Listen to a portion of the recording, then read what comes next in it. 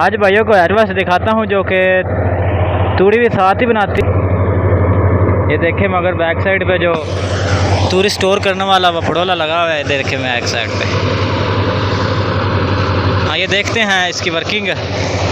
जो YouTube channel पे new दोस्त आए हैं वो प्लीज़ सब्सक्राइब कर लें ताकि ऐसी वीडियो आप तक पहुँचती रहे। तो थोड़ी देर में ये उतारेंगे भी जब बैक साइड पे फुल हो जाएगा तूड़ी के साथ।